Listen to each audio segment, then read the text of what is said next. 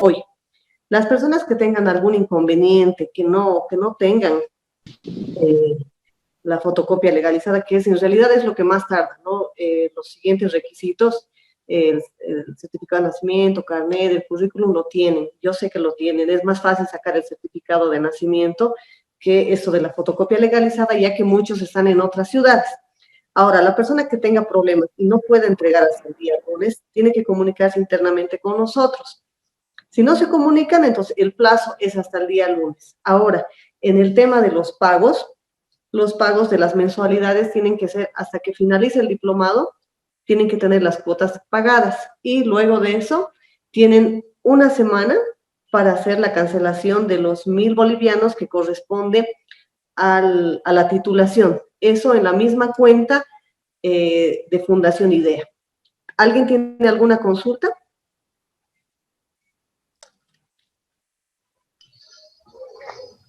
Karen, buenas noches. Una consulta. En este caso, por ejemplo, yo no envié los documentos escaneados, que era también, el plazo vencía mucho más antes todavía. ¿No hay mayor inconveniente o tengo que enviar siempre los documentos escaneados y hacerte llegar hasta el lunes o hacerles llegar hasta el lunes mi documentación en físico? Las personas que no han enviado los documentos escaneados ya no importa, es decir, lo que sí necesitamos es los documentos físicos máximo hasta el día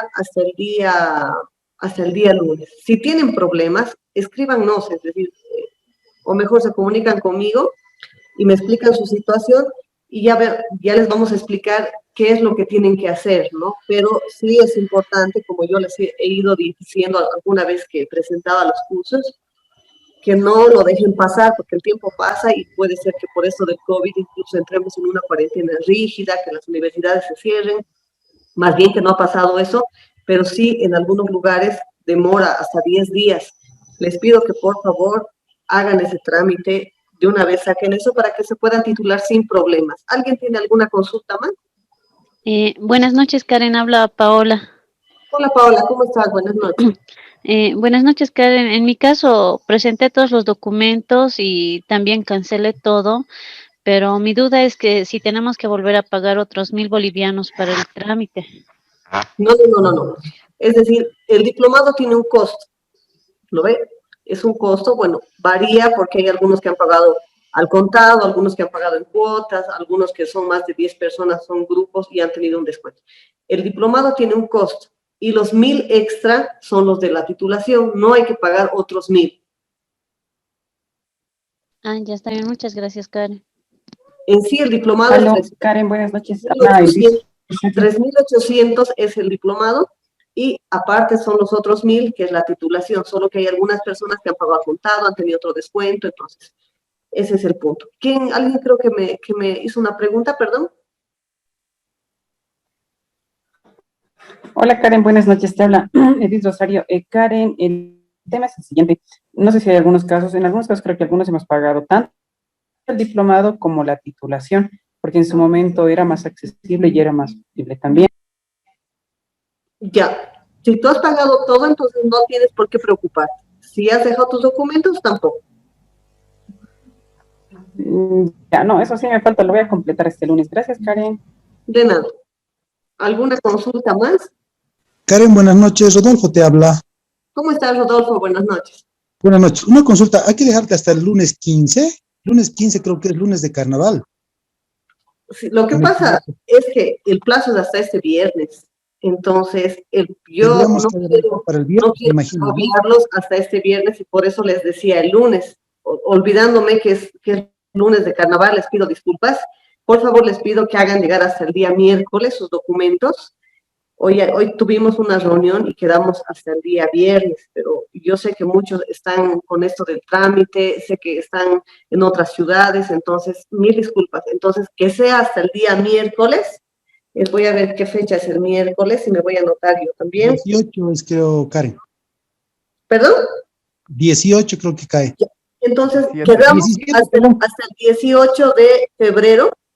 17 es miércoles, perdón. 17 es miércoles. Ya, entonces hasta el día 17 de febrero nosotros estamos en la oficina trabajando en horario continuo, de 9 de la mañana a 4 de la tarde. Si alguien necesita que se le espere un poco más, con todo gusto lo hago, porque me interesa que ya estén los documentos, ya tenemos que enviar. Entonces, es importante para la titulación. ¿Alguna consulta más? Gracias, Karen. De nada. Karen, una consulta. Buenas noches. Buenas noches, perdón. Yo estoy en Cochabamba y bueno, te quería preguntar en qué les puedo hacer llegar hasta allá. O sea, si conoces algún courier, alguna flota que les entregue allá. Tendrías que comunicarte con algún courier.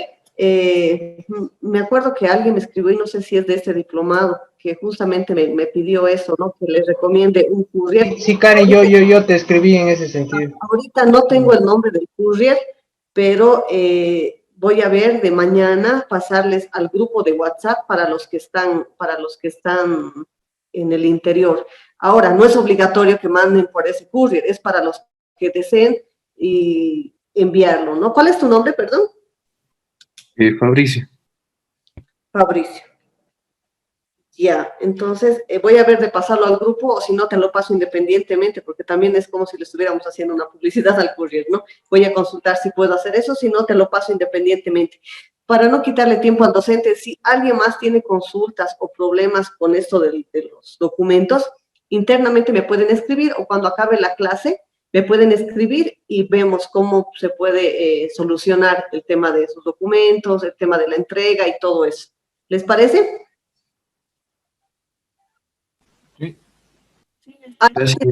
¿Alguna duda?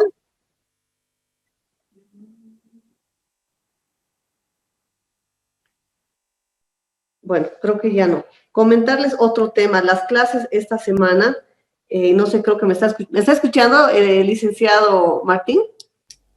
Sí, buenas noches. No sé si me escuchan ustedes. Sí, yo le escucho, pero sí le escucho bajito, licenciado. Por si acaso, licenciado, esto hemos visto internamente, ya que hay estudiantes que se han comunicado con nosotros. Las clases esta semana van a ser lunes, miércoles y jueves, es decir, el viernes estaríamos reemplazando, perdón, el jueves estaríamos reemplazando la clase del viernes. ¿Está bien, licenciado? Perfecto, no hay problema. Ya, y la siguiente semana, como es lunes y miércoles, lunes y martes es feriado, y como estamos en cuarentena, bueno, ya queríamos pasar las clases normales, ¿no? No en cuarentena, perdón, sino que como hay una restricción y todo eso, pero también hay muchos estudiantes que tienen cosas que hacer, entonces las clases van a ser la siguiente semana, miércoles, jueves y viernes, por si acaso. Y esta semana, lunes, miércoles y jueves. Así que por favor les pido que tomen nota. Esto es simplemente por el tema de carnavales. El siguiente módulo, que ya es el último, vamos a seguir con los mismos días de lunes, miércoles y viernes. ¿Alguien tiene alguna pregunta?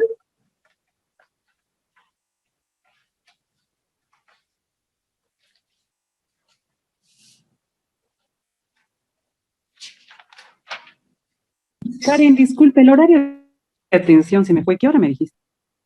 Trabajamos horario continuo, de 9 de la mañana a 4 de la tarde.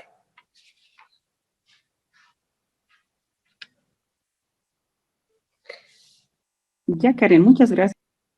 Bueno, el día de hoy iniciamos el módulo 10, estamos adelantando el módulo. Teníamos que tomar el día de hoy, esta semana, el módulo 9. Lastimosamente, el licenciado está con baja médica, entonces, ya que no afecta la continuidad del contenido del diplomado, hablamos con el licenciado Pedro Martín Asturizaga Sagárnaga, que está a cargo del módulo 10, Sistema Financiero Nacional, y más bien que tenía tiempo para poder no perjudicarnos, ¿no? Para no perjudicarnos esta semana, ¿no? Entonces, el día de hoy iniciamos con el módulo. Por favor, licenciado, le voy a pedir que se presente sin antes mencionarles que el cronograma va a estar colgado en la plataforma. Va a estar el cronograma, y también va a estar colgado mañana en la tarde las ponderaciones del módulo. Licenciado, por favor, si podría presentarse. Perfecto, muy buenas noches, estimados Gracias amigos. y buenas noches a todos. Buenas noches. Buenas noches, entonces, estimados amigos. Esta noche vamos a dar inicio, como ha mencionado Karen, al módulo del sistema financiero. Mi nombre es Pedro Asturizaga. Estoy trabajando con dos equipos, ¿no? O sea, para la cámara tengo el celular acá porque este computador de escritorio no tiene la camarita incorporada, entonces nos veríamos por el celular y la voz la estoy emitiendo a través de la computadora. Antes me gustaría preguntarles si me pueden escuchar o hay algún problema en el sonido. Se escucha bien, licenciado. Buenas noches. Bueno, muchas gracias. Si hay algún problema me dicen. Bueno, tal vez no sé si han visto mi perfil. Actualmente trabajo en ASFI. Soy director de estudios y publicaciones. Ya durante los últimos 4 años he estado también como jefe de estudios e investigaciones durante 6 años. Y bueno, esa es mi trayectoria en ASFI. Antes he tenido un par de años en cargos intermedios de análisis. Y bueno, antes de aquello también he trabajado en algunas instituciones financieras del medio, también en la parte contable en otra institución inmobiliaria Cantutani al principio de mi carrera, digamos, profesional. Y bueno, pues soy de profesión economista y auditor. Tengo experiencia en lo que es la regulación y supervisión, más que todo. Tengo ya 12 años, 11 años trabajando acá. He podido participar en muchos cursos en ASFI. Entonces, sin embargo, hacer notar que cualquier cosa que yo mencione en el curso no proviene o no es una voz de ASFI, ¿no es cierto? Eso lo hago de forma personal como Pedro Asturizaga, como docente del módulo, ¿no? No es una voz de ASFI, así que eso quisiera que tomen muy en cuenta antes de iniciar. Por otra parte, bueno, pues lo que vamos a ver precisamente justamente es el sistema financiero. Lo vamos a ver en 6 sesiones, vamos a tener participaciones en foros, como ustedes deben ya conocer. De hecho, creo que es una gran ventaja tener este módulo virtual porque nos permite hacer todos estos manejos tecnológicos, digamos, ¿no? Que no lo teníamos hace tiempo. Y bueno, comentarles en cuanto a otros aspectos de mi vida profesional, que he trabajado como docente muchos años, no solamente en posgrado, sino también en pregrado en varias universidades como la Univalle, he estado también en la Salle, he estado en la Udabol, alguna vez he dictado también en la Universidad Mayor de San Andrés, algunas charlas también en otras universidades como la Católica, y bueno, también en Perú también tuve la oportunidad de dar algunos módulos en 3 años distintos. Entonces, bueno, esa es mi experiencia también en el campo docente, ¿no? Y bueno, ahora pasando a lo que es el módulo, yo ya tengo el perfil de todos ustedes, así que digamos no les voy a preguntar los nombres ni que se presenten. Simplemente vamos a entrar ya a lo que es el desarrollo. Si tuvieran alguna pregunta, pueden detenerme en cualquier momento, me dicen por favor, paremos acá, hagamos un poquito más de detalle, y pues yo con gusto voy a hacerles la explicación en función también del programa del módulo, ¿no? También, bueno, ¿cómo vamos a hacer la evaluación? Vamos a darle 50 puntos a lo que es el examen. Vamos a hacer un examen al final del módulo a través de la plataforma que tienen, a través de IDEA. No hemos tenido ningún problema en los anteriores 2 módulos que he dado con IDEA. Nos ha ido muy bien con estos exámenes virtuales. Vamos a dar un pequeño trabajito también con la ponderación de 20 puntos, y otros 20 puntos van a ser la participación que ustedes puedan tener aquí en clases. Entonces, cuando ustedes participen, como les comenté, yo tengo la lista, y bueno, acá están también los nombres de ustedes. Voy a ir registrando el número de participaciones, y no solamente el número, sino también el contenido, el entusiasmo que le ponen ustedes a hacer sus comentarios o hacer preguntas relacionadas con el módulo. Y vamos a dejar 10 puntitos para el tema de los foros, ¿no? Entonces 5 puntos va a ser el primer foro de esta semana, 5 puntos va a ser la próxima semana. Esa va a ser la metodología que vamos a utilizar para trabajar. No sé si tienen alguna duda, alguna inquietud, algo que quisieran aclarar antes de que comencemos directamente con el módulo. Cualquiera, les cedo la palabra, cualquiera de ustedes.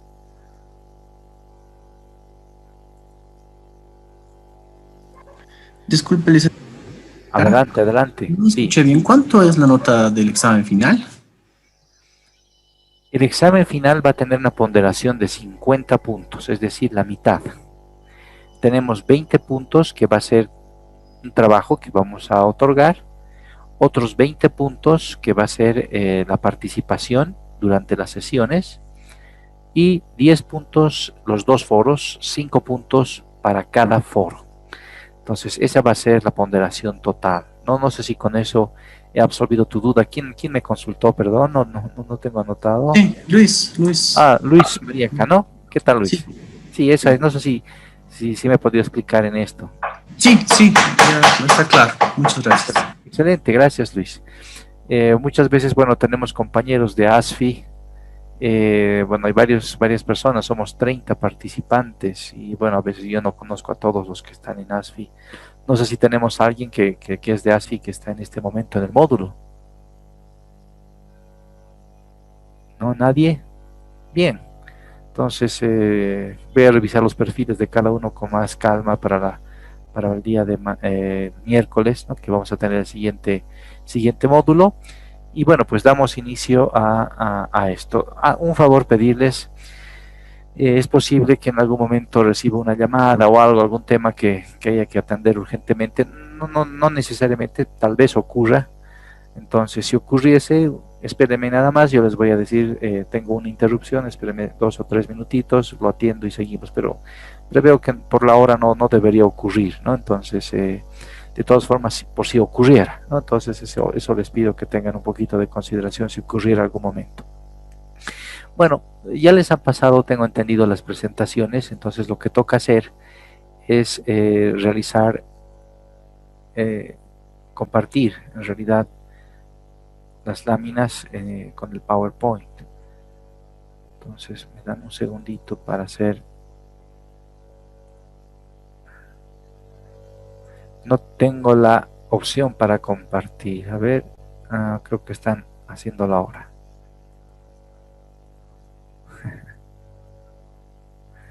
Bueno, no tengo la posibilidad de compartir. Voy a comunicarme con Karen. Denme por favor un minuto para que le indique que me habilite esta opción.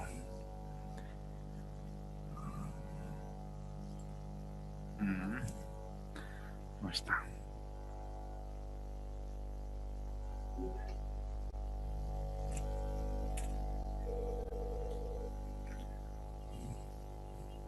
Aló, licenciado.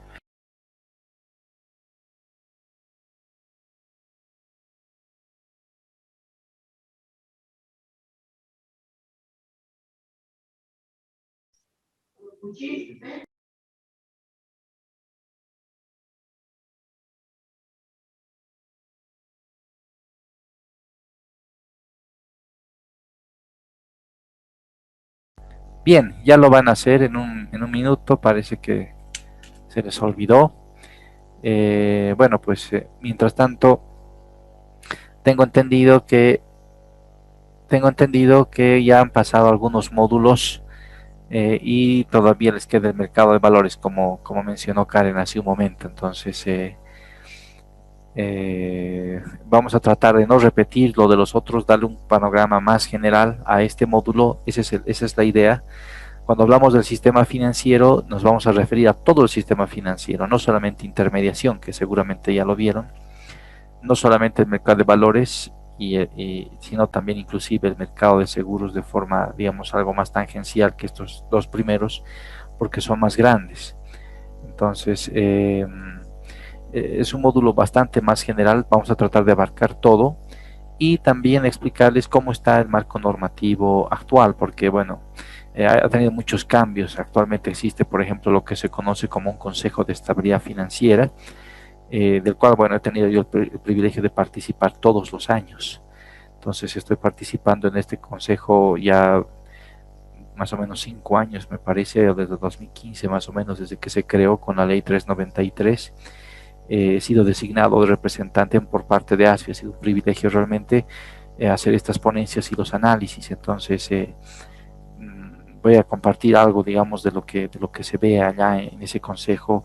Por supuesto, todo lo que se trata allá es confidencial, no se puede mencionar. pero yo les voy a dar el enfoque, digamos, que es cómo se lo enfoca al sistema financiero cuando se hace un análisis global, justamente acorde a lo que tenemos en este módulo, ¿no? A diferencia de lo que puede analizarse, digamos, solamente desde el punto de vista microeconómico. Como ustedes pueden ver en las láminas que se les ha proporcionado, el sistema financiero, bueno, yo he empezado a hablarles del marco regulatorio. Pueden tal vez pasar mientras nos habilitan. Me dijeron que les habían pasado las diapositivas, ¿no? Entonces, en PDF, no sé, creo que están en PDF o en PowerPoint, les han pasado, y ustedes pueden hacer seguimiento, digamos, a las láminas.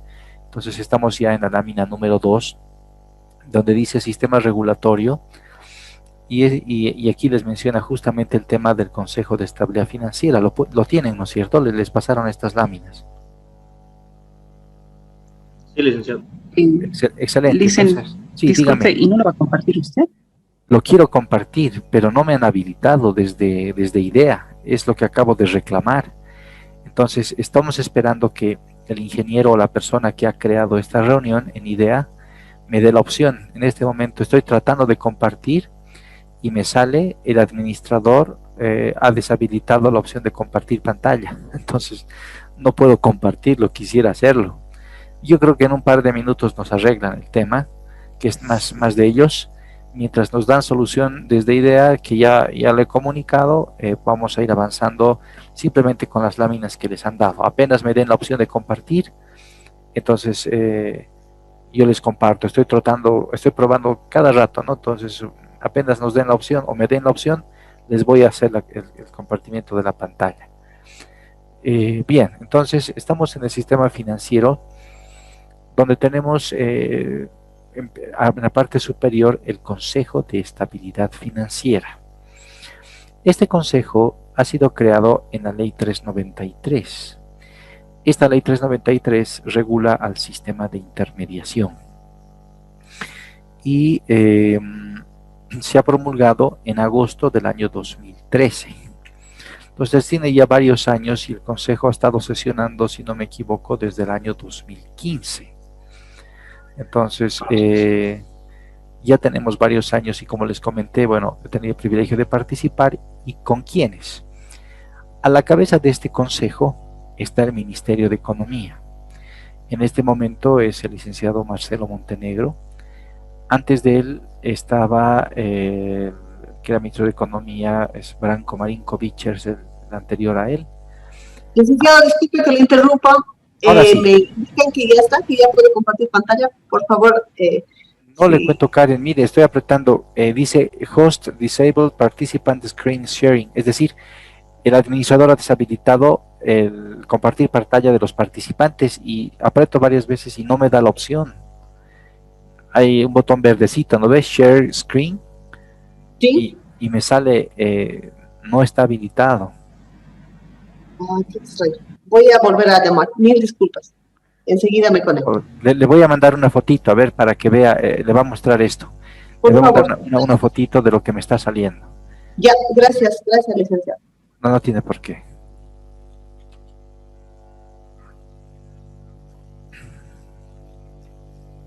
Bien, ahora sí, esperemos que, bueno, nos den solución en un momento más. Y les decía que el último, el actual ministro de Economía, Marcelo Montenegro, el anterior estaba Branko Marinkovic, antes de él teníamos a Óscar Ortiz, antes de Óscar Ortiz estaba el señor, no me acuerdo el nombre, igual de Santa Cruz vino, no recuerdo, una persona mayor que, bueno, lo hizo bastante bien también como ministro, y antes estaba el que es actualmente presidente, ¿no? Luis Arce. Entonces hemos estado trabajando con varios ministros. Inclusive antes de Luis Arce estaba Mario Guillén, y antes de Mario Guillén también estaba Luis Arce, ¿no? Entonces lo que hemos tenido de cambios de ministros en los últimos años. Entonces en este consejo preside el ministro de Economía y Finanzas Públicas, y también participan generalmente los viceministros que se relacionan con el ámbito financiero, como por ejemplo el viceministro de Pensiones y Servicios Financieros, que hemos tenido mucho más cambio también de autoridades, ¿no? Actualmente se encuentra la licenciada Ivette Espinosa, es la viceministra de Pensiones y Servicios Financieros, tal como, bueno, uno puede constatar en los medios de prensa también.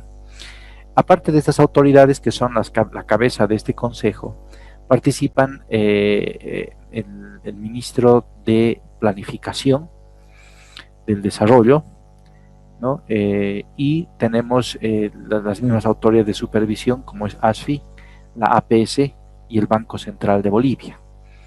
Entonces estas instituciones lo que hacen es ver temas de macro regulación y supervisión macroprudencial, como menciona la misma ley de servicios financieros. Entonces, ahora sí puedo compartir. Vamos a las láminas. Mil disculpas, ahora ya sí tenemos y todos estamos viendo, ¿no es cierto? Gracias, licenciado, y mil disculpas. No tiene por qué a usted. Bien, entonces estábamos en esta lámina. Y les decía que participan estos ministros y las autoridades, ASFI, APS y el Banco Central de Bolivia.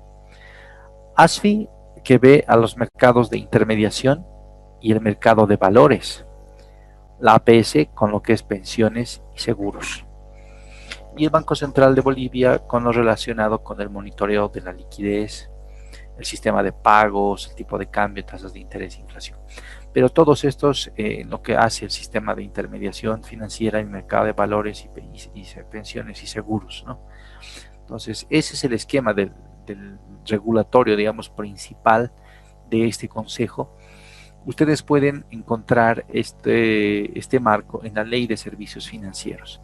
A ver, vamos a irnos a la Ley de Servicios Financieros y vamos a leer el artículo relacionado con este consejo.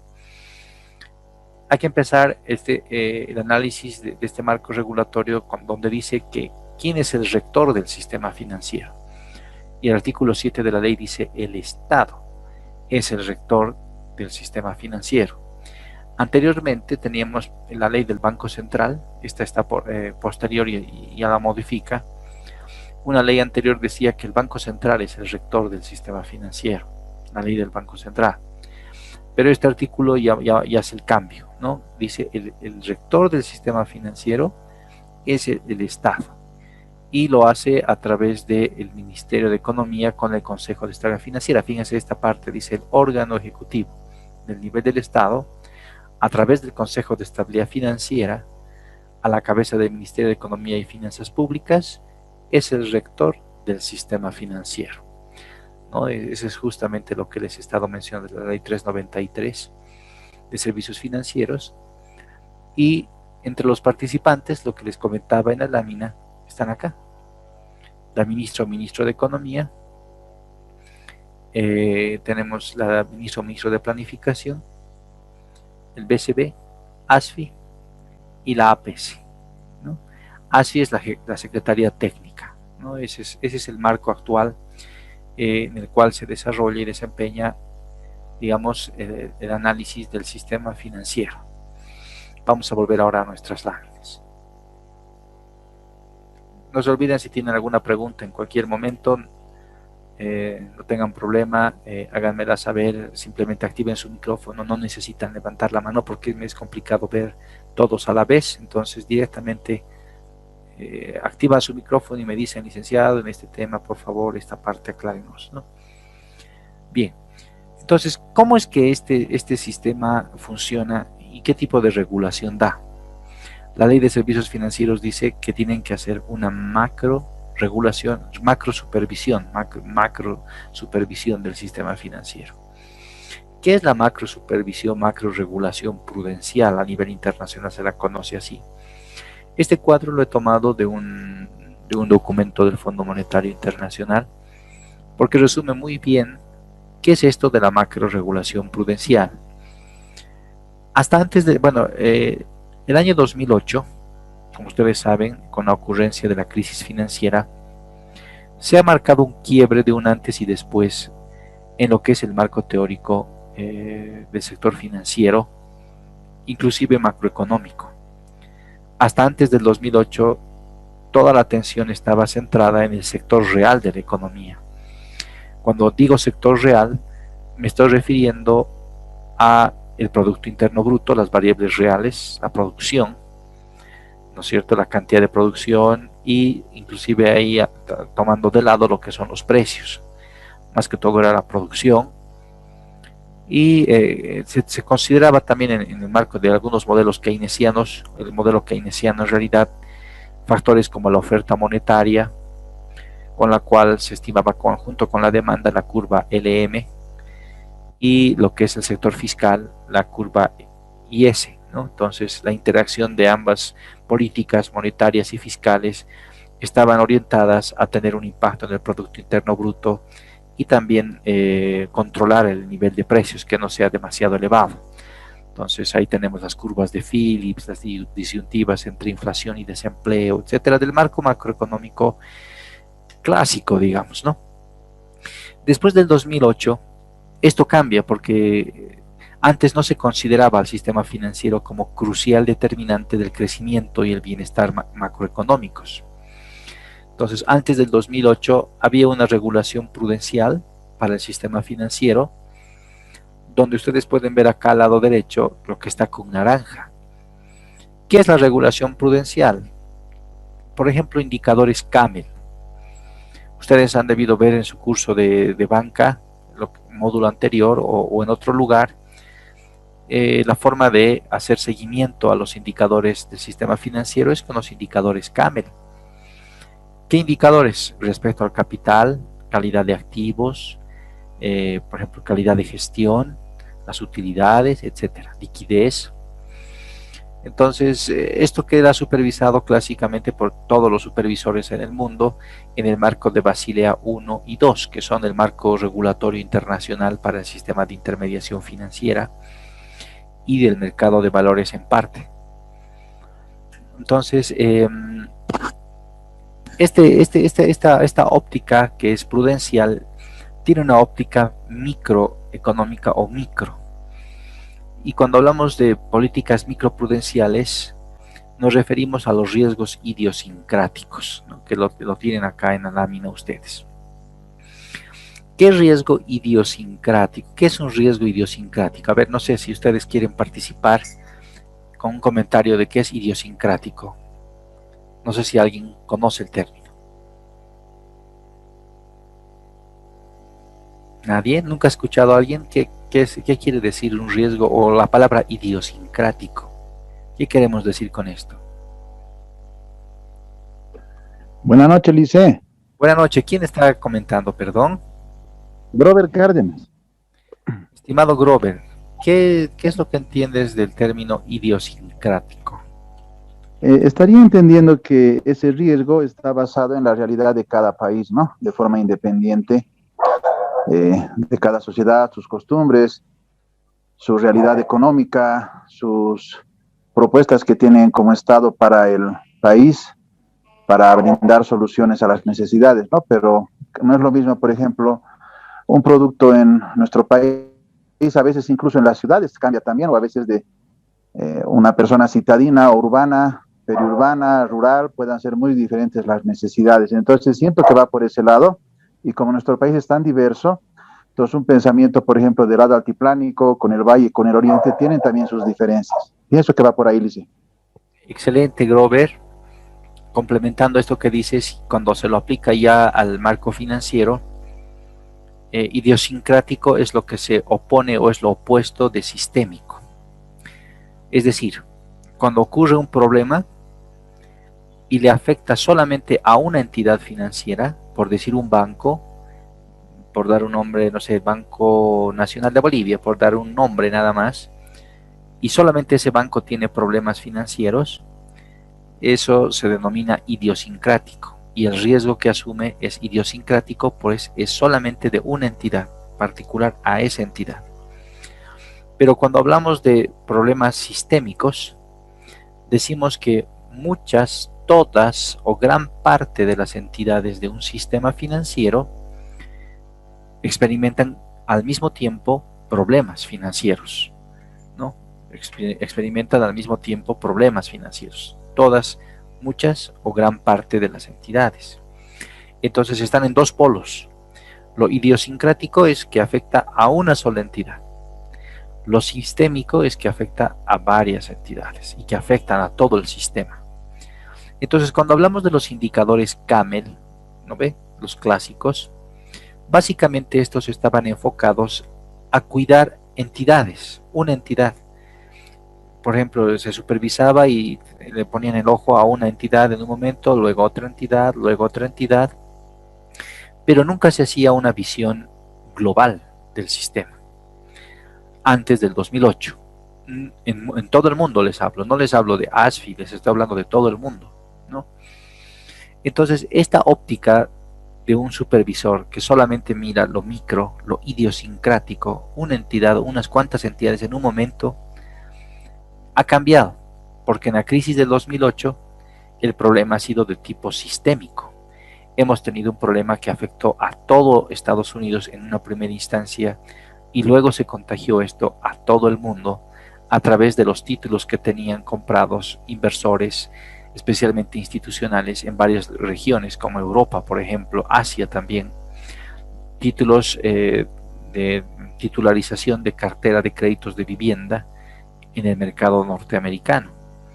Entonces, cuando empezaron a caer una entidad en Estados Unidos y una tras otra empezó a caer, y además todo su sistema tenía problemas en recuperar los créditos de vivienda, como los inversionistas eran mundiales, el impacto llegó a ser global. Entonces, ya no podía estarse trabajando con una óptica del tipo idiosincrático, es decir, prudencial, con solamente indicadores CAMEL, sino que teníamos que tener ya una óptica sistémica. Por eso acá tenemos en el lado izquierdo lo que dice macro, ¿no? Y es macro prudencial, política macroeconómica, juntando, es decir, lo micro con lo que es lo monetario, lo fiscal, la parte externa, estabilidad de precios, estabilidad macroeconómica. Todo eso hace un solo conjunto que se lo debe ver de forma global, además de verlo solamente de forma idiosincrática. En este momento, por ejemplo, las agencias de supervisión como ASFI, como la PS, mantienen una visión idiosincrática en sus unidades de supervisión porque visitan a sus entidades. En un momento les importa ver la salud de cada entidad de forma individual, pero también estas entidades necesariamente tienen que hacer un seguimiento más global a nivel de todas sus entidades, como el grupo de estas entidades se depende, digamos, del bienestar de estas otras entidades y cómo está siendo afectado por cuestiones como, por ejemplo, el crecimiento económico, en este momento el impacto del coronavirus a nivel mundial y local, ¿no es cierto?, la deuda externa, la estabilidad de precios, el tipo de cambio, porque estas variables macroeconómicas pueden impactar al final y al cabo en todo el sistema. Si hablamos de las políticas monetarias y fiscales, si el Banco Central cambia su política monetaria, por ejemplo, y la hace más expansiva, ¿qué cosas va a hacer? Por un lado, podría introducir más monedas y billetes al mercado. Tal vez no sea suficiente o no vaya por ese camino. Otra alternativa que podría seguir el Banco Central, por ejemplo, es utilizar su encaje legal. Reducir el encaje legal tendría un impacto en los recursos disponibles para la otorgación de créditos. Y no mover el encaje legal también podría, en un momento de tensión de liquidez, ponerles una carga mucho más fuerte a nivel sistémico a las entidades. Entonces, ya el regulador en este organismo del comité puede expresar estas preocupaciones, debe hacerlo, porque su mirada no solamente debe ser microprudencial, no solamente ver si el Banco Nacional está haciéndolo bien, el Banco Unión lo está haciendo bien, el otro banco no así, sino ver cómo está el riesgo a nivel conjunto, qué los podría poner en riesgo de forma conjunta a estas entidades. De igual forma hará, por ejemplo, el director o la directora de la APS, la Autoridad de Pensiones y Seguros. Por ejemplo, algo que en algún momento alguien había mencionado, está en la prensa, ¿no? O sea, lo que les doy no es información privilegiada, porque no puedo dar ninguna información privilegiada, ¿no? Es, como saben, tiene secreto, digamos, análisis más profundos, digamos, que se hacen del sistema, pero a nivel global, muchas veces se ha escuchado hablar que las administradoras de fondos de pensiones tienen bastantes depósitos en el sistema financiero. Entonces, para ellas representa un riesgo, porque si las entidades del sistema financiero en su conjunto tuvieran un problema sistémico, eso fácilmente se contagiaría a las AFPs, porque tienen sus inversiones en el sector financiero básicamente en depósitos a plazo fijo. Eso lo pueden ver en su página web de la APS, ¿no? Entonces ese tipo de análisis de ida y vuelta tienen que hacerse. También, digamos, el crecimiento de los depósitos. Si uno ve una sola entidad, puede que una entidad sí crezca en depósitos, pero ¿qué pasa con el conjunto de entidades? Si el sistema ya no tiene canalización de recursos, de depósitos, y que provienen de varias fuentes, una fuente importante es el depósito de los ahorristas como nosotros, personas naturales que nos pagan nuestro sueldo y nos depositan en las entidades financieras, ¿no? Si ahorramos en las entidades, pues acrecentamos los depósitos y estos depósitos permiten canalizar recursos a los créditos. Pero si decidimos retirar nuestro dinero tal vez porque tenemos miedo, no sé, a una corrida o algo así, y son muchas personas que retiran, pues el crédito ya no puede crecer. Entonces, este tipo de factores globales tienen que evaluarse también continuamente. Es por eso que se generan estadísticas, tanto estadísticas prudenciales como estadísticas macro. Y al conjunto de esto se conoce como políticas de tipo macro prudencial. No sé si tienen alguna pregunta hasta este punto antes de pasar ya a desarrollar un poco más en detalle los indicadores. ¿Se entiende bien? Sí, licenciado.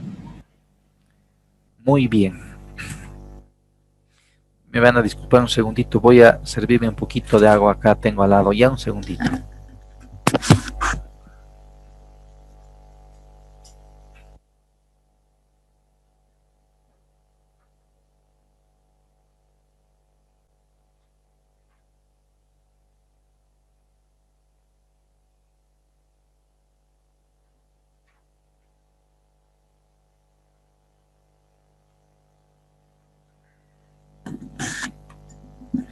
Muy bien, ahora sí continuemos, por favor.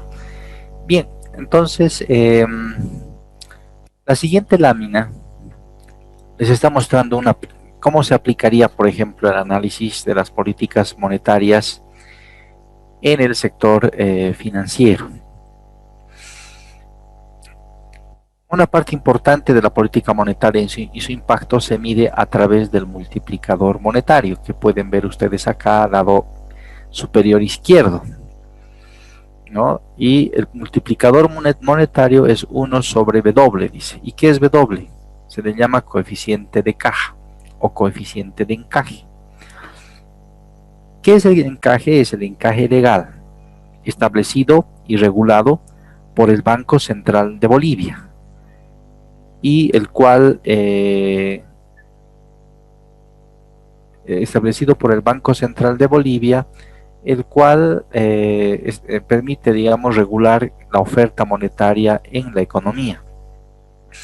Entonces, actualmente el coeficiente de encaje es diferenciado en moneda nacional y en moneda extranjera. ¿Alguno de ustedes sabe a cuánto alcanza el coeficiente de encaje legal? Lo tenemos en la siguiente lámina, lo vamos a ver en un momento. En promedio, el encaje legal es del 10% aproximadamente de los depósitos.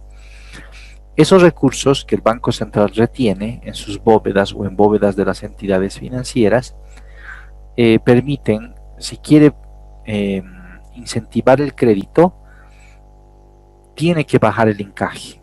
Baja el encaje y esos recursos pueden colocarse como préstamos. Si quiere un poco frenar el crédito, incrementa el encaje. ¿No es cierto? No, sí, perdón, había un comentario, me parece, por ahí. No, ¿no? Bien. Bien, entonces tenemos acá en la parte inferior qué ocurre cuando el Banco Central utiliza el encaje e incrementa la oferta monetaria. Fíjense, la curva ISLM son curvas o gráficas macroeconómicas que en realidad, bueno, no vamos a entrar a ver la teoría macroeconómica que está atrás de estas curvas, solamente les voy a dar una explicación de cómo funciona. Esta curva LM es la política monetaria. Y esta otra curva que se llama IS es la política fiscal. ¿Qué es la política monetaria? Introducir dinero a la economía o retirarlo de la economía. O también incrementar el encaje legal o reducirlo. Cuando el Banco Central incrementa el dinero en el banco, en economía, esta curva se desplaza hacia el lado derecho, es decir, de LM a LM'. ¿Y qué impacto tiene? ¿Para qué hace el Banco Central eso de incrementar la oferta monetaria? Que es lo mismo que reducir el encaje legal. Bueno, ¿qué impacto hace? Cuando reduce el encaje legal, se coloca más créditos, ¿no es cierto? Hay más dinero para prestar. Si hay más dinero para prestar, las tasas de interés, como es un precio del dinero, bajan. Entonces, lo que te muestra acá, si la política monetaria es expansiva, se va a la derecha, lo que pasa con las tasas de interés es que caen, porque la gente tiene más dinero para prestar en sus bolsillos, etcétera, ¿no? Manteniendo constantes la política fiscal. Entonces, esa es una forma en la cual el Banco Central afecta a la economía. También puede afectarse a la economía recogiendo dinero, subiendo las tasas de interés, subiendo el encaje legal. Se hace más caro el dinero, las tasas suben, pero el impacto mayor es sobre nuestros ingresos. Cuando la tasa de interés cae, hay más créditos en el sistema financiero y muchos inversionistas pueden llevar a cabo más proyectos como empresas, producción de microempresarios. Podríamos tener también, por ejemplo, apertura de restaurantes, negocios. Entonces, como hay más empresas, más producción, el ingreso de Bolivia como país se incrementa. Entonces, por eso también vemos que el ingreso pasa de YA a YB. Esta Y significa el ingreso, nuestro dinero, el que ganamos año tras año. Se denomina Producto Interno Bruto en economía. Y acá tenemos la tasa de interés. Eso con las políticas monetarias. También las políticas fiscales impactan. Las políticas fiscales están en esta curva IS. ¿Qué son las políticas fiscales? Las políticas fiscales son aquellas destinadas a, por ejemplo, el gasto público. Si hay más empleados públicos o se compra más bienes para el sector público o se hace mayor inversión por el sector público, es decir, por el gobierno, hay un incremento de la política fiscal que se hace más expansiva, se gasta más. Como se gasta más, esa política fiscal para gastar demanda recursos, ¿no? O sea, también todo cuesta dinero. Y lo que la política fiscal gasta es lo que deja de gastar un prestatario que podía haberse prestado para hacer su negocio, ¿se dan cuenta? Es decir, si el Estado empieza a gastar mucho, entonces lo que gasta el Estado, porque no hay dinero infinito, ¿no? Había 10 bolivianos en economía. Si el Estado se recoge 5, para prestar solamente van a quedar los otros 5, ya no van a estar 10 para prestar. Entonces, como se recoge una parte, hace que la cantidad disponible para préstamos sea menor. Como la cantidad para prestar es menor, ¿qué pasa con las tasas de interés? A ver, ¿alguien se da cuenta qué es lo que pasa? Suben. Excelente, me están siguiendo bien. Entonces, cuando el Estado empieza a hacer mucho gasto, hay menos recursos y las tasas de interés suben. Entonces, todos estos aspectos tienen que evaluarse de forma conjunta. No podría, por ejemplo, el Estado gastar nomás sin hacer el análisis de cómo va a impactar en el sistema financiero, en el sistema de intermediación, valores, seguros, cómo va a impactar en los demás sectores, porque la economía es como un organismo, no un ser vivo, digamos, ¿no? Si es que ustedes hacen algo en una parte de su cuerpo, eso le va a afectar a otra parte de su cuerpo, ¿no? Si una parte se enferma, todo el cuerpo se va a enfermar.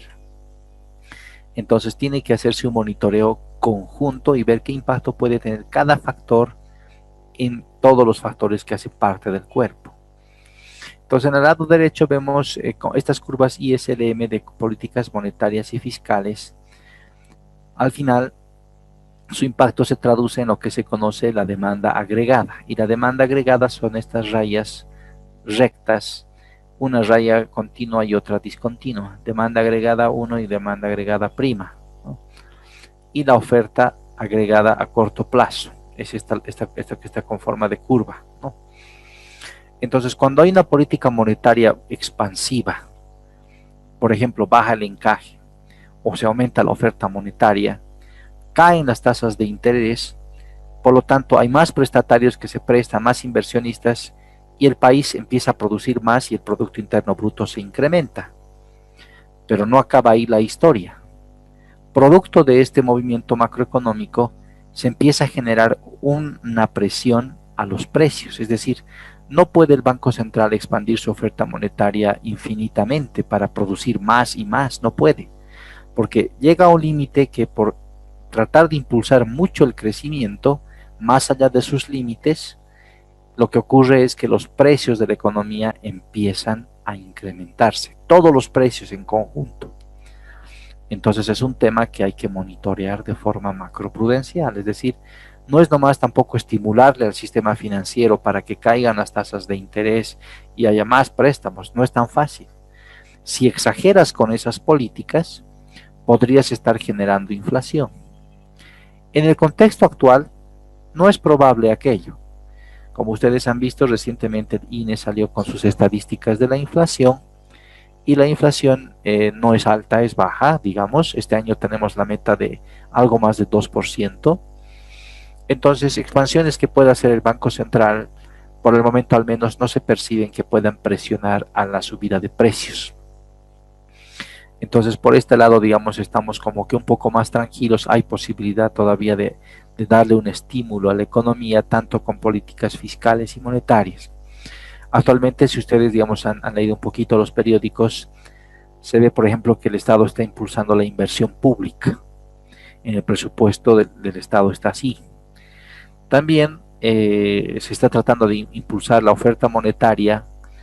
Han debido escuchar que hay un plan de emitir bonos, más o menos por 3.000 millones de dólares, donde 1.000 millones se van a utilizar para refinanciar o reprogramar las deudas que tenemos, que ya habíamos contraído antes, y 2.000 millones, es lo que dice el artículo de la prensa, es para generar mayor crecimiento e inversión en el país.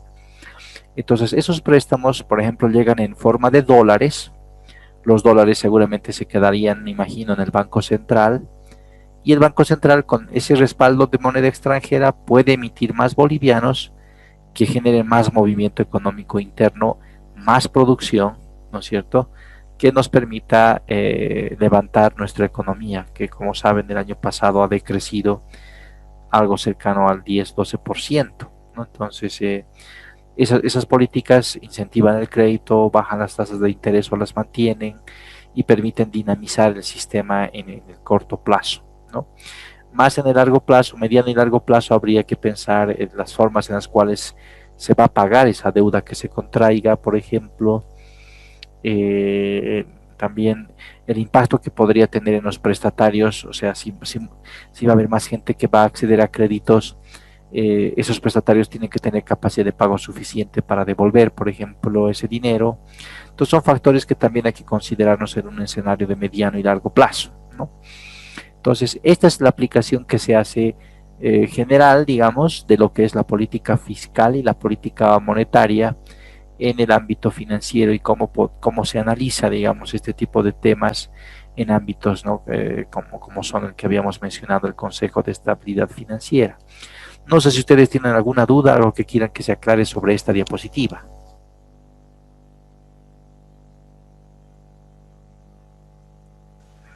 Licenciado, buenas noches, el habla Freddy.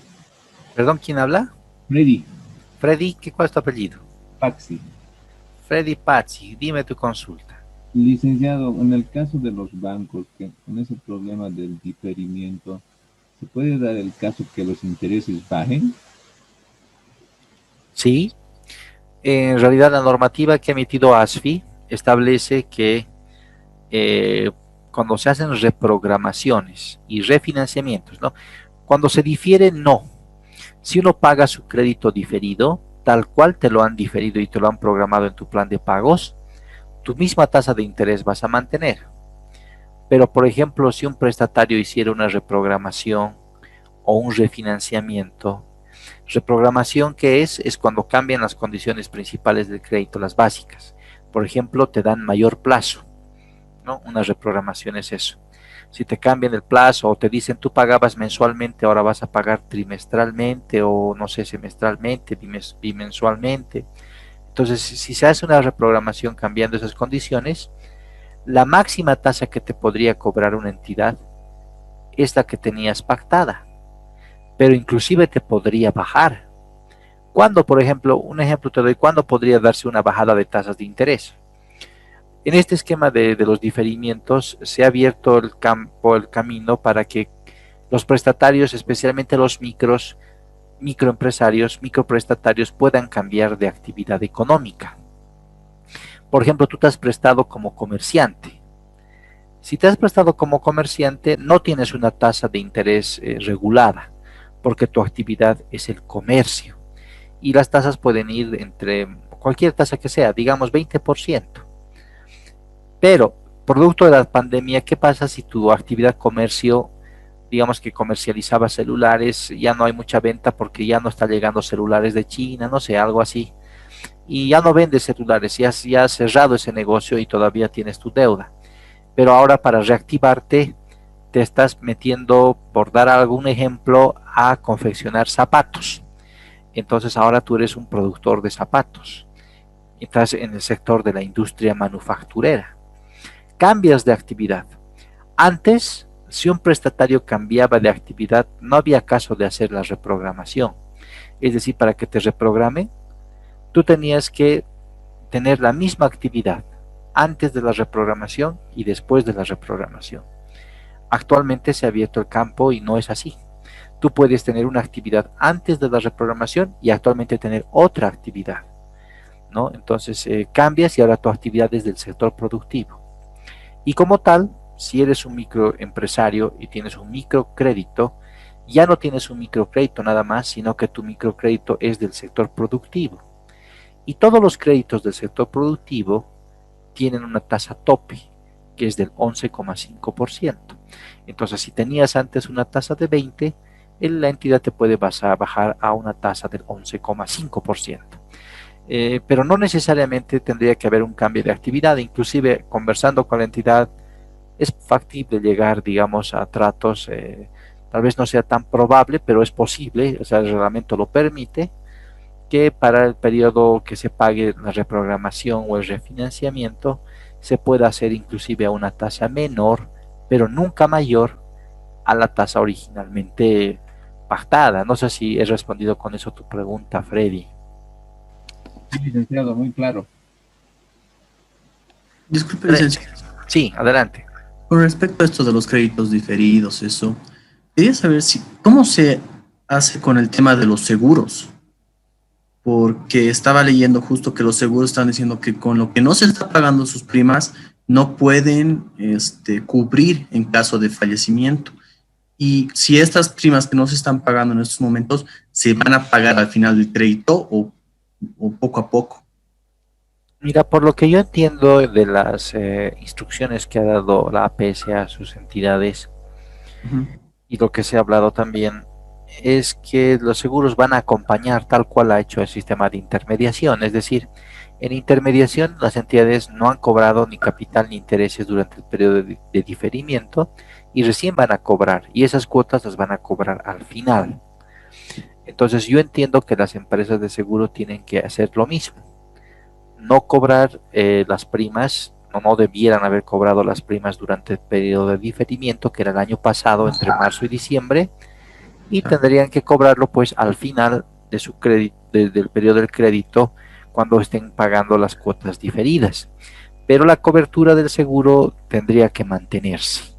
Eso es lo que yo entiendo. Ahora, obviamente las empresas de seguro, y he leído en el periódico, ¿no? Justo lo que tú dices, que han manifestado que no iban a hacer la cobertura, pero es un tema ya que lo va a arreglar, me imagino, la APS. Me imagino que están ya conversando con las empresas, porque en realidad los prestatarios, muchos de ellos inclusive y han perdido sus trabajos o su actividad. Entonces, si se es muy inflexible en este tema, pienso que afecta al sistema de intermediación, porque la gente va a decir, si hay que pagar tanto, mejor no pago, podría decir, ¿no?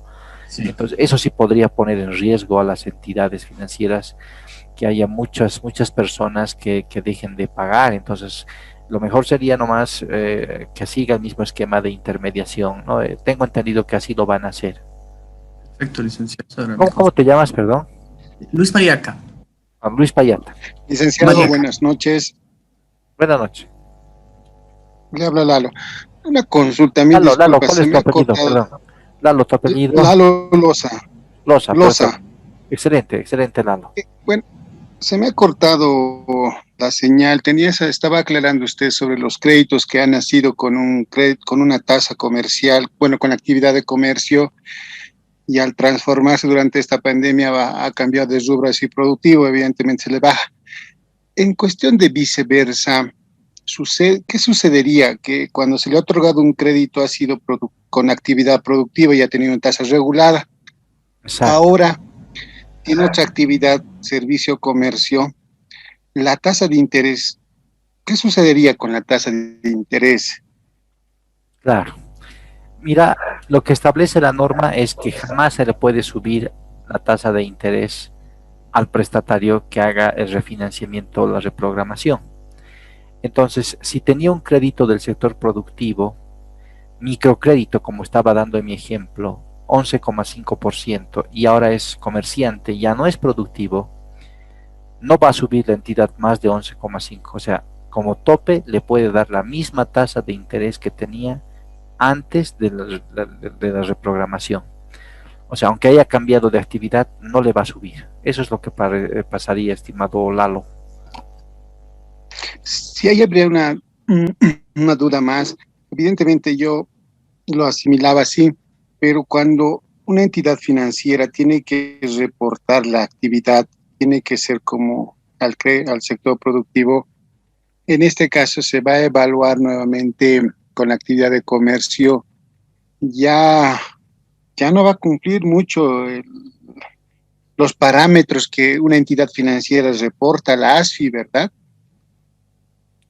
Bueno, en realidad antes, cuando se reportaba la información, había un validador que no permitía ingresar información cuando cambiaba de actividad el prestatario, digamos que era productivo, ahora es comerciante. Pero ya con este tema de los diferimientos, cambia por supuesto la forma de reporte y perfectamente se va a poder reportar aquello, es decir, prestatarios que tenían una actividad, reprograman, que han diferido, siempre y cuando hayan diferido, ojo, ¿no? Sus créditos el año pasado, porque no todos han diferido. Si difirió el crédito, puede cambiar de actividad. Eso es lo que se va a permitir también reportar. Es algo nuevo, efectivamente, como tú mencionas, Lalo. Sí, licenciado, muchas gracias. No tienes por qué. Dice, buenas noches. Perdón, ¿quién habla? Rodolfo Vargas le habla, licenciado. ¿Adolfo Vargas? Rodolfo. Sí. Una consulta. Buenas noches, Rodolfo. ¿Cómo está? Una consulta. Usted mencionó que la tasa pactada es de, por decirle, la tasa base o la que está en el contrato. Exactamente, la tasa que está en el contrato, esa. ¿Qué pasaría en este caso si se quedó en acuerdo entre partes y ya pasó los 12 meses o los 24 y se incrementó la TRE? ¿Con qué tasa tendría que reprogramarle o refinanciarle el crédito? Ya, mira, tú me estás hablando de una tasa, parece que lo que me preguntas, Rodolfo, es una tasa variable. Sí, exactamente. Porque cuando es con tasa fija, es facilito, ¿no es cierto? No hay mucho problema. Cuando es tasa variable, la tasa variable tiene dos componentes. Tiene un componente fijo y un componente variable. El componente fijo se denomina spread. Por decir, el banco dice, yo fijo te cobro 8%. Y a ese 8% le sumamos la TRE. Cuando hace la reprogramación o el refinanciamiento, mantiene ese esquema, 8% más TRE. Ese 8% no puede cambiar, pero la TRE sí puede cambiar. Es decir, el crédito, como es de tasa variable, generalmente son créditos de más largo plazo y les permite a las entidades gestionar su riesgo de liquidez y de tasas.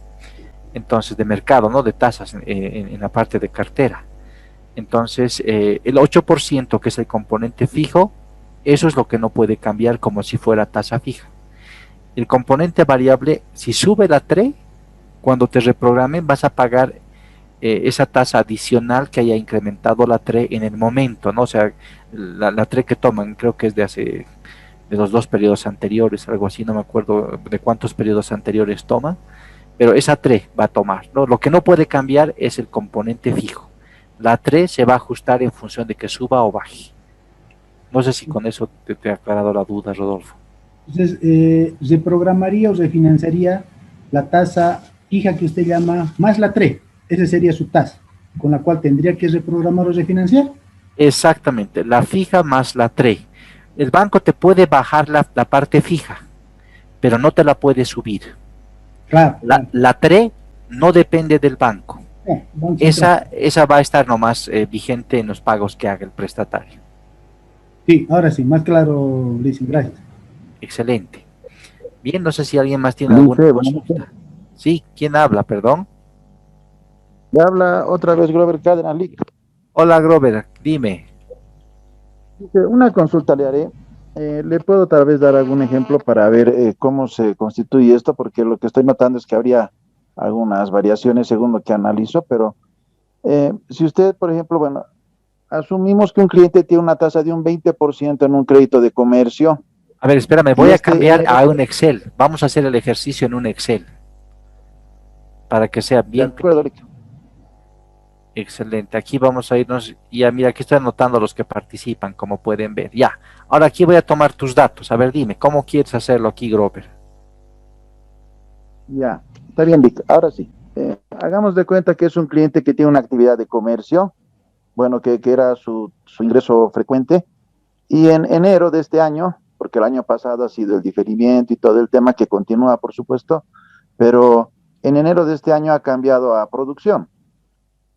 Ya. Antes tenía una tasa de un 20% y ahora, según lo que nos ha comentado, podría adaptarse a la tasa del 11.5, ¿verdad? Así es. De acuerdo. Ahora le hice una consulta. Cuando una persona, un oficial de crédito, hace un análisis crediticio de la actividad para ver si califica o no para un crédito, se valoran también temas de antigüedad, manejar un tema de flujos, de un año, digamos, o 6 meses, dependerá de la institución. En este caso, ¿cómo procedería eso, Lick? Porque si hablamos de reprogramación, entiendo que hay un tema de deterioro y se le ha ampliado el plazo, se le ha achicado la cuota para que tenga comodidad, pero pueda pagar, porque ha variado sus ingresos de lo que era antes a lo que es hoy.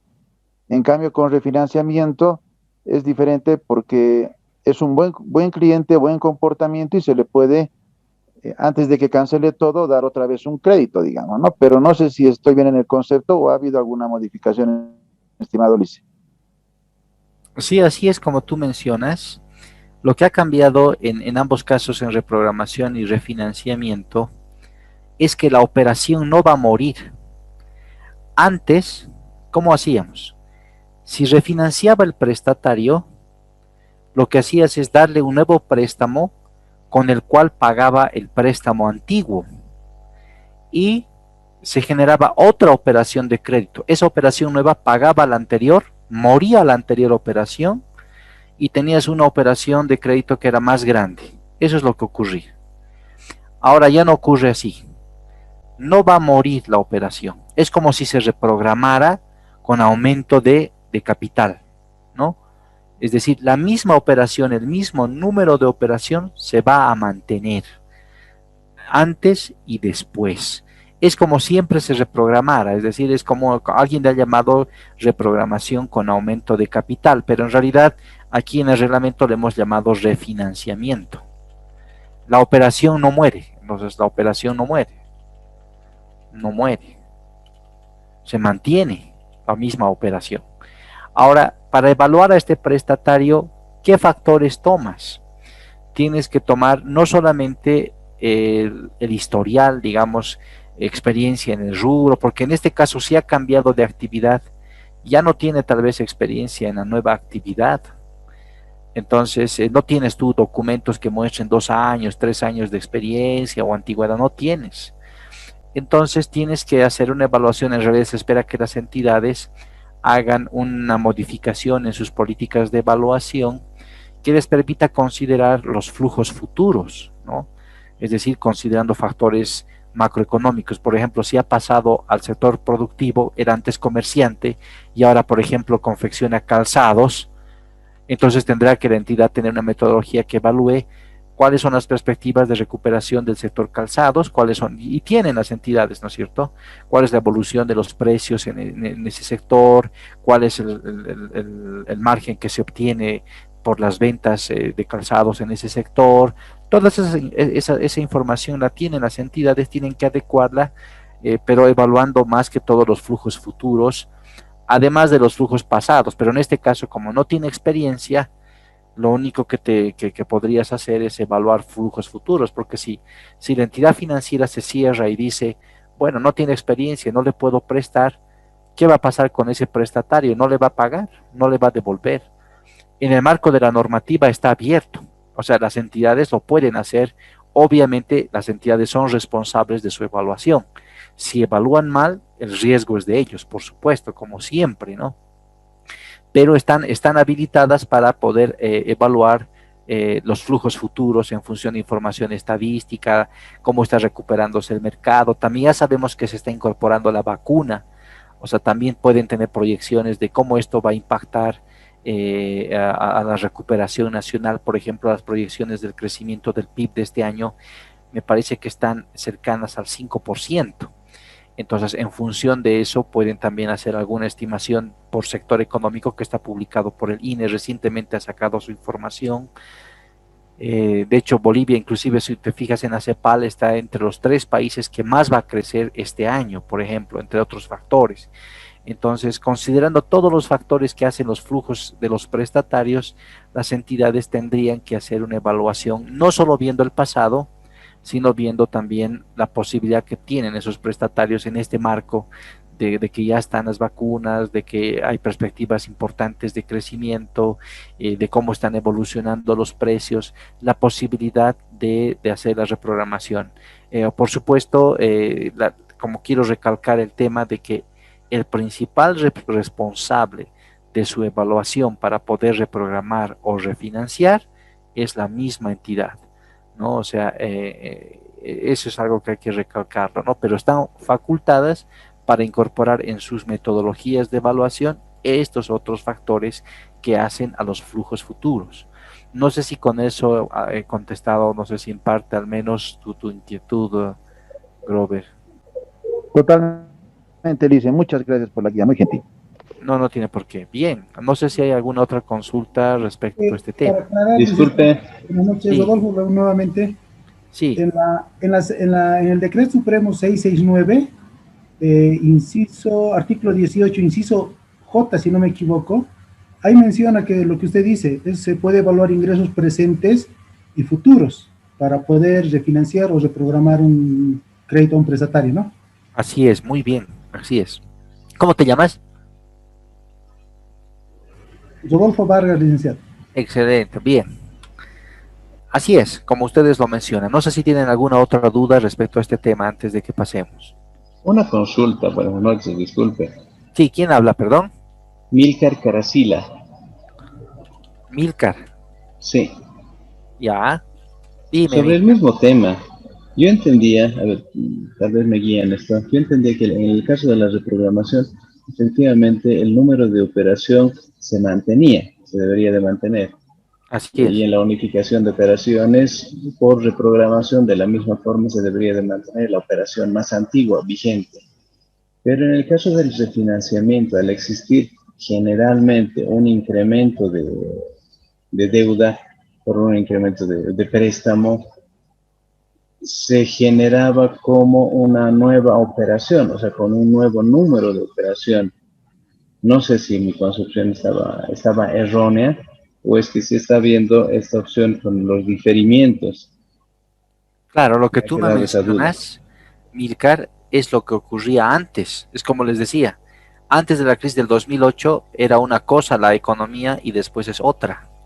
Igual el coronavirus nos ha creado realmente un corte abrupto a todo el enfoque de muchas cosas. Entonces, antes era así, como tú dices, cuando reprogramabas, inclusive varias operaciones fusionabas en una considerando la más antigua. Actualmente no haces eso, no se puede hacer eso de varias operaciones las vuelves una. ¿Por qué?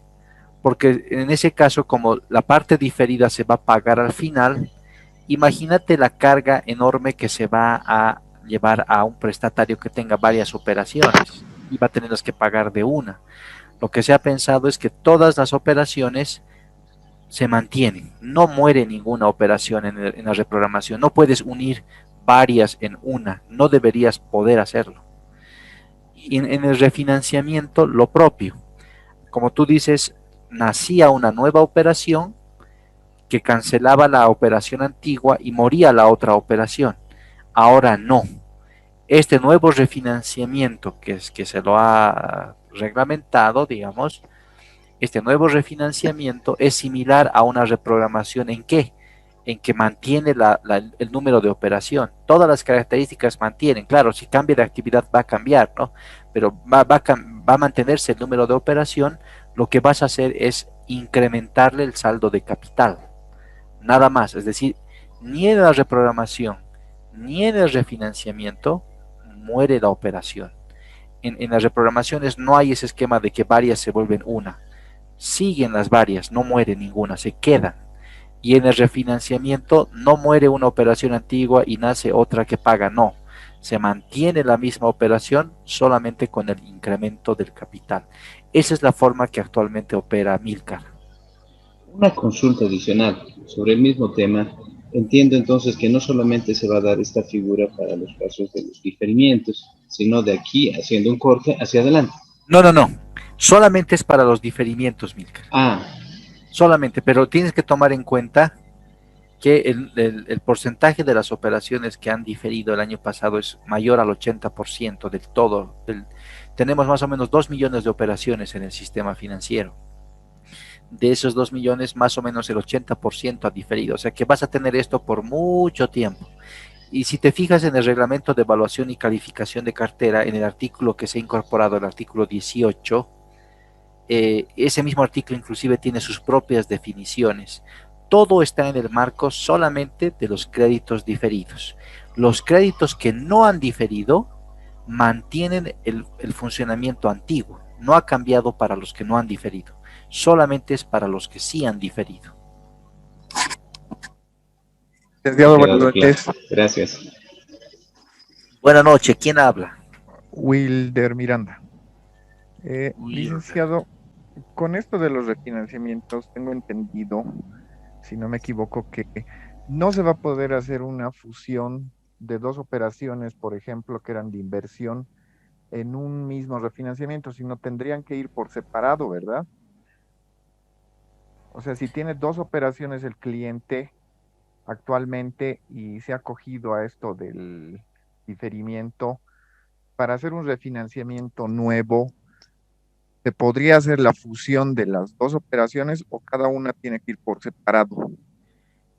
Cada una tiene que ir por separado, Wilder.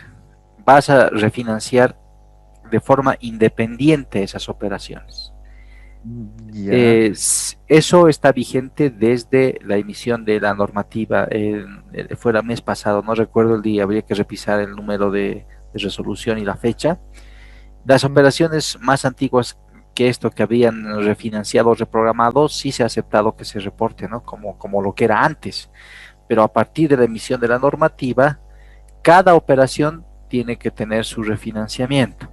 Sin embargo, tengo entendido, eso sí lo tendrían que consultar, ASFI tiene un módulo de consultas normativas para que les den, digamos, el detalle, pero hasta donde yo sé, es que hay casos donde supuestamente, no me consta, supuestamente, los prestatarios son los que quieren que su operación antigua muera, no es la entidad, supuestamente, ¿no? O sea, eso lo saben las entidades mejor que yo. En ese caso, por supuesto, respaldando, haciendo un informe o una firma, no supongo un documento que respalde esto, que el prestatario quiere eso, sí se permite, digamos, trabajar como lo que se trabajaba antes, ¿no? Pero pensaría yo que esto debería ser la excepción, no la regla, ¿no? Es decir, cuando el prestatario, porque pocos prestatarios saben que el número de operación muere y se reporta de otra forma, o sea, esos son detalles técnicos que lo sabe el oficial de crédito y la entidad.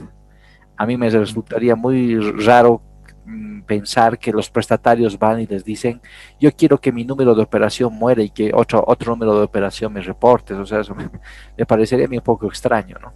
Pero si ocurriese y está bien respaldado, tengo entendido que es posible. De todas formas, en ese punto sí les pediría, si es que es algo importante para ustedes, a través de sus entidades, si trabajan en una entidad, hagan su consulta normativa directo a ASFI, ¿no? Pero es hasta ahí donde yo conozco que esto opera. Sobre eso, licenciado, una consulta más. Si un cliente en este momento no se quiere acoger a esto de la reprogramación o refinanciamiento y quiere hacer un pago a capital, ¿le permitiría la entidad financiera hacer ese pago a capital, siendo que se ha hecho un diferimiento de sus anteriores cuotas? El problema del diferimiento es que es rígido, ¿no? Esa es la diferencia de diferimiento con reprogramación y refinanciamiento. El diferimiento, yo entiendo que es igualito, es decir, no pagas el año pasado y las vas a pagar al final de tu préstamo, así como está.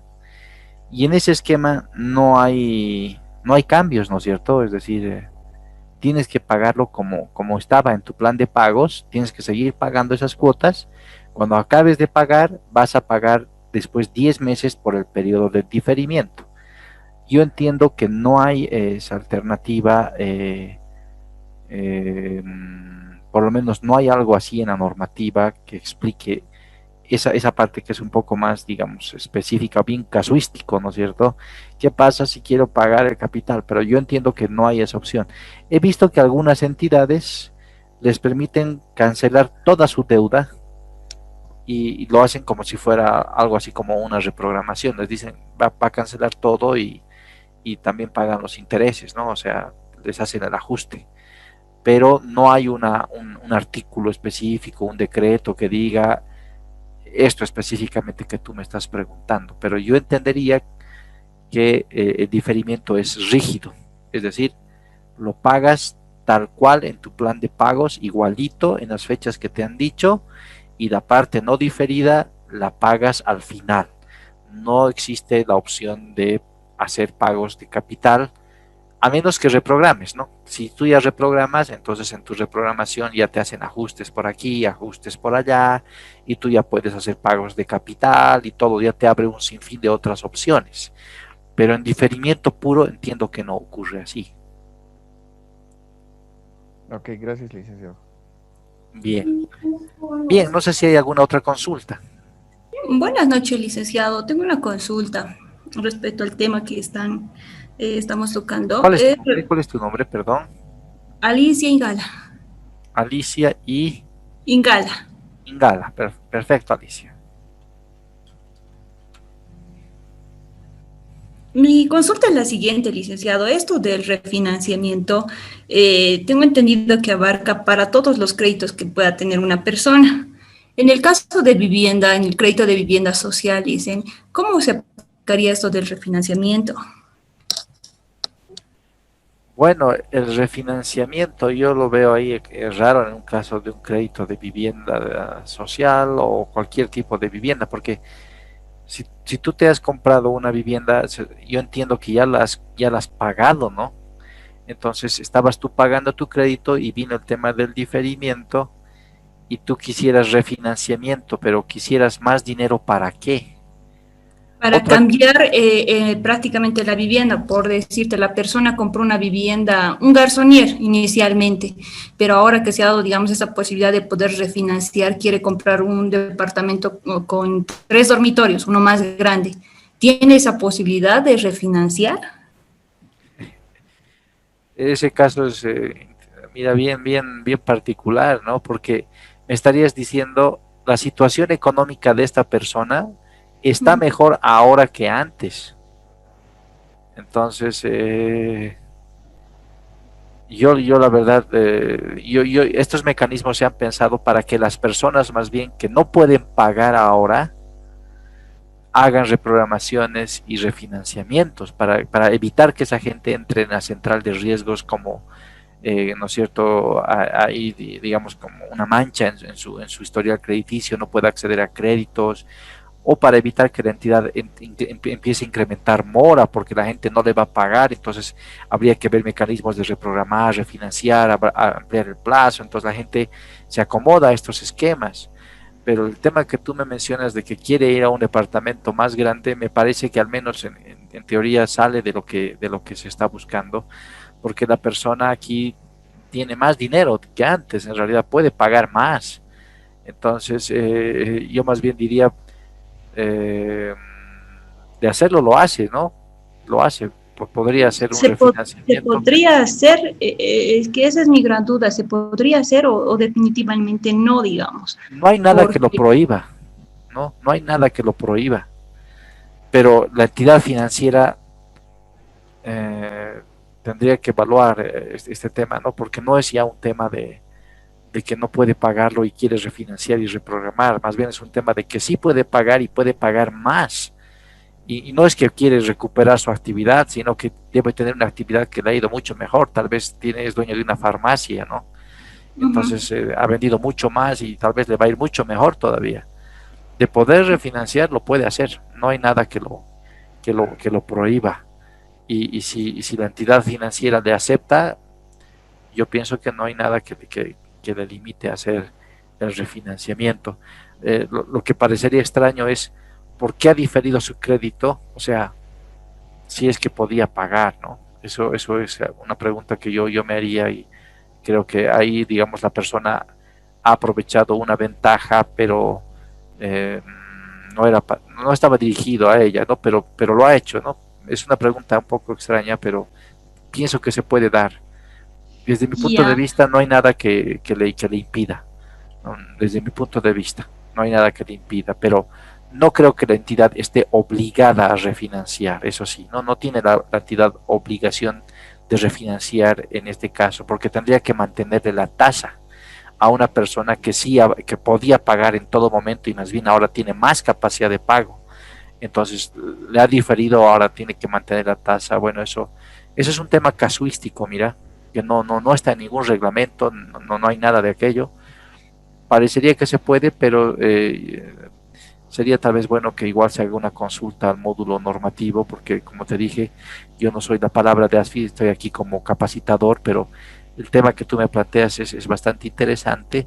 Desde mi punto de vista, no debería, ¿no? Pero parecería que la norma no lo restringe tampoco.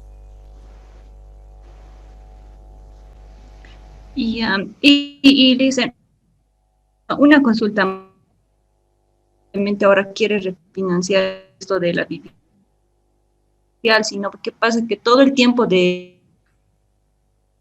¿Puedes ir? Creo que mi internet está un poco inestable. Sí, no te he podido escuchar muy bien, tal vez me repites tu pregunta.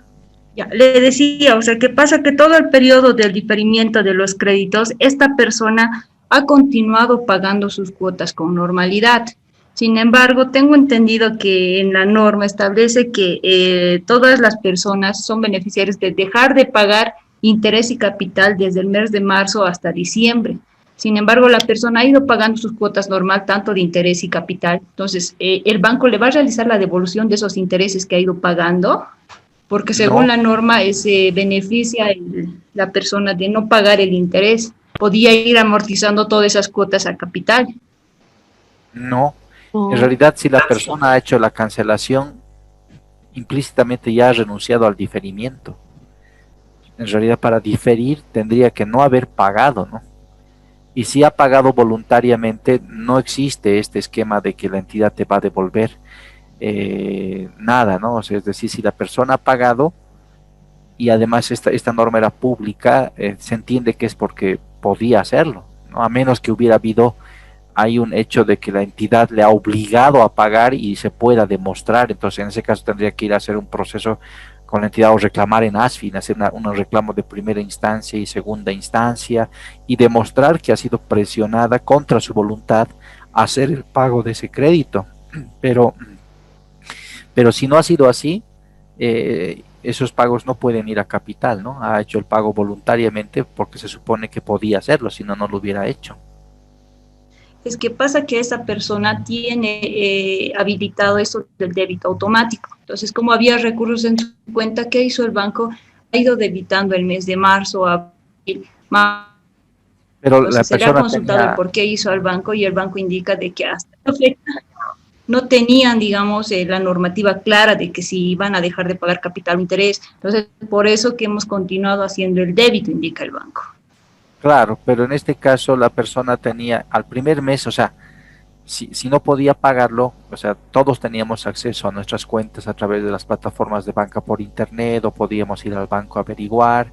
Entonces, en el momento en el que hacían el débito y le estaban cobrando indebidamente, si hizo el reclamo al banco y el banco no le respondió en el momento, pero no podía haberlo hecho al final, en diciembre, digamos, ¿no? Porque se supone que tenía que hacer un seguimiento a sus cuentas. En el momento tenía que hacer un reclamo a ASFI en segunda instancia. Y habían los canales, ASFI ha estado funcionando todo el tiempo de la pandemia. Si la persona no ha hecho el reclamo y después se da cuenta, o sea, también es bien extraño, ¿no? O sea, como te digo, el caso que me cuentas, más parecería de alguien que no necesitaba el diferimiento y por eso le debitó y ni siquiera se dio cuenta porque el dinero ni lo necesitaba, estaba ahí en su cuenta y al final es cuando hace el reclamo, es lo que te entiendo, ¿no? Pero de todas formas, si la persona no está satisfecha con la respuesta del banco, de todas formas tiene todo el derecho de hacer un reclamo en segunda instancia en ASFI. Está habilitado, ustedes entran a la página web de ASFI, lo primero que sale es haga su reclamo si es que lo ve conveniente, una pantallita, usted pincha ahí y le permite hacer el reclamo en ASFI, ¿no? Y en ASFI ya analizarán, me imagino, el caso con más detalle, pero así por lo que me dice, me parecería que la persona en realidad no ha diferido, ¿no? Generalmente la gente que difiere hizo su reclamo, por eso le digo que el 80% de las operaciones, más o menos 1.500.000 operaciones han diferido, es decir, este es un caso un poco raro, ¿no? Que después se alegue que el banco le ha debitado y no debería hacerlo y algo así, parece un poco raro, tal vez tiene una justificación, ¿no? En todo caso, si siente que el banco ha vulnerado sus derechos, tendría que hacer su reclamo en ASFI directamente. Vaya, perfecto, muchas gracias, Lisen. Listo. Bien, entonces, estimados colegas, amigos, estamos ya en tiempo. Sí, ¿algo más? Una aclaración a la compañera. Según el Decreto Supremo 4202, desde que inició la pandemia, todos los débitos automáticos a nivel del sistema financiero fueron cancelados. No se podía hacer ningún cobro, al menos eso pasó en la institución donde yo trabajo, ¿no? Pero era ya algo reglamentado. Sí, ha habido casos de estos, y de hecho también nos ha llegado aquí, bueno, en ASFI, pero la gente ha hecho su queja en el momento, ¿no? Dijo, no, me están haciendo este débito no corresponde porque yo voy a diferir, y le hace su queja al banco, y si el banco no le devuelve el dinero, entonces hacía su queja a ASFI. Pero ¿qué pasa si todo el año yo no hago nada, ¿no? De alguna forma parecería que he dado mi consentimiento y si después al final digo, quiero que me refinancien para comprar un departamento más caro todavía del que tengo. Entonces, son cosas que, no sé, algo ahí está un poco raro, ¿no? De todas formas, se puede analizar con más detalle y bueno, si la persona piensa que se han vulnerado sus derechos, me parece que no habría ningún problema con que haga su reclamo en ASFI, ¿no? Buenas noches. Una consulta. Sí, ¿quién habla, perdón? Ian Villegas. IAN Villegas. Excelente. Una consulta respecto al diferimiento. Bueno, es un ejemplo, ¿no? Por ejemplo, mis padres tenían una deuda con el banco, si no me equivoco, pero ellos, el contrato que han hecho por el crédito lo firma pues entre el banco y la persona. Y en la parte del diferimiento, el banco no le ha preguntado, dicho mínimamente, si le quieres esto del diferimiento, directamente se acató y bueno, pues después de todo el tiempo se enteraron que el diferimiento no había sido no pago, sino tienes que pagar y si es que no pagas te multan. ¿Cómo la ASFI llegaría a regular esa parte del diferimiento? O sea, lo que me dices es que tu papá no quería diferir. ¿Cómo? Me dices que tus papás no querían diferir. Exacto, o sea, ellos dueños de su dinero, el banco igual es como que les ha impuesto eso. Ya, pero si han diferido, ahorita en realidad van a pagar lo mismo, es decir, digamos, no querían diferir y el banco les ha aplicado el diferimiento, porque el decreto supremo y establecía diferimiento automático además y la ley también. Entonces no querían diferir, les difirieron y llegaron hasta diciembre con un crédito diferido. Pero en realidad van a seguir pagando sus mismas cuotas, no van a tener ninguna multa que tú mencionas, no hay ningún cargo adicional, no se cobra nada, no hay nada adicional, no le van a cobrar a tus papás nada más.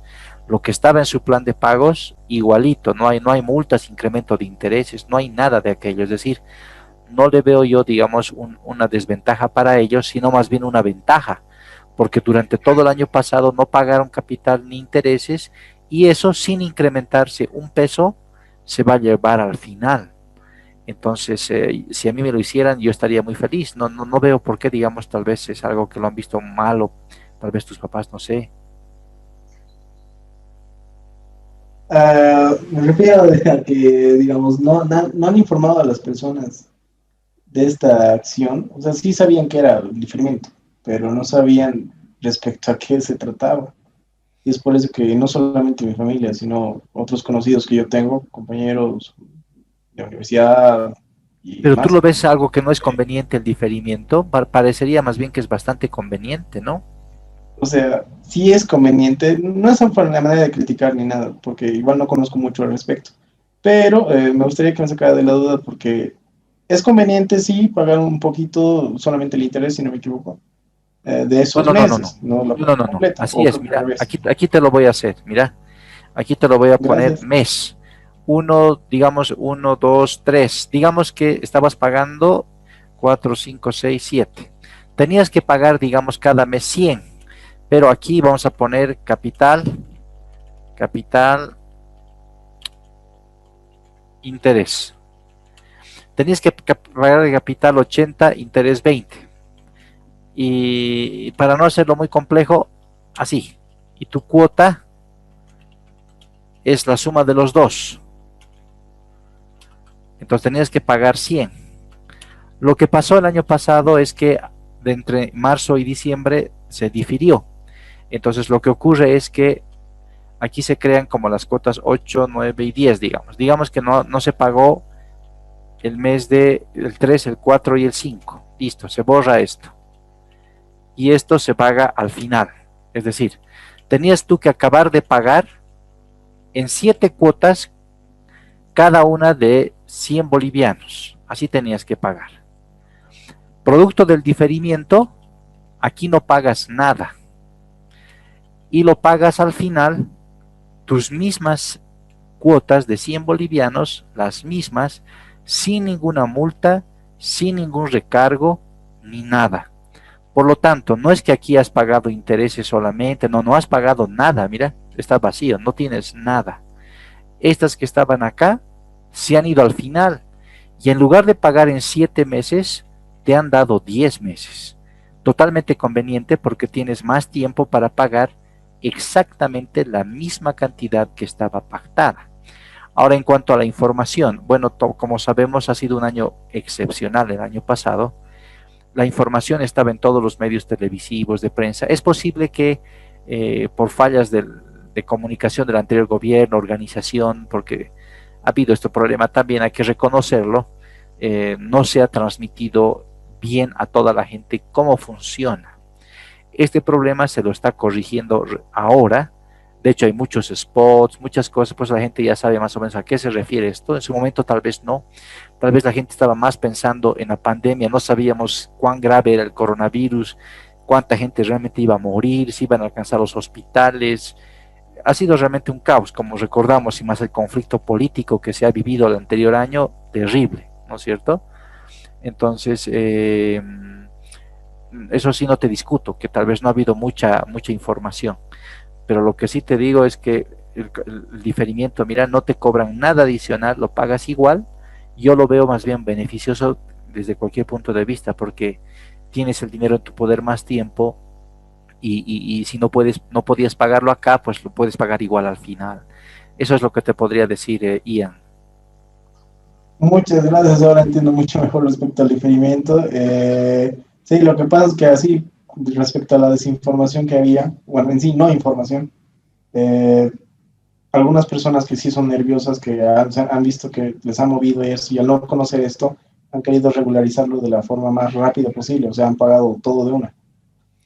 Exacto. A manera de no asustarse hay mucha gente que se ha asustado, especialmente te entiendo, tus papás que son mayores tal vez, generalmente se asustan, ¿no? Si te dicen, no estoy pagando, quiero pagar ahora, cuidado después, no sé, me cobren intereses muy altos y pierda mi casa, por decirte algo, ¿no?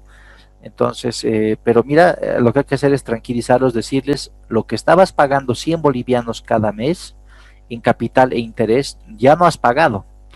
Y lo mismo, igualito, te lo van a cobrar al final. Tú vas a empezar a pagar desde enero nomás tus créditos, normal, enero, febrero, vas a pagar, y al final de tu plazo que te han dado, al final vas a pagar las cuotas que no has pagado el año pasado. Entonces con eso tienes más tiempo todavía para pagar, y no te preocupes, no te van a cobrar multas, no te van a cobrar intereses adicionales, no te van a subir la tasa, nada. Es decir, totalmente ventajoso, y Ian, eso es lo que quería darte el mensaje. Muchas gracias, licenciado, muy amable por explicarme, gracias. Listo, no te preocupes. Listo, entonces, ¿no? Eso sería por hoy. Muchas gracias por su participación, han sido muy amables, nos hemos extendido un poco, nos ha permitido compensar también el momento que tomó Karen al principio. Nos vamos a estar viendo el día miércoles, ¿no? Miércoles con las siguientes láminas.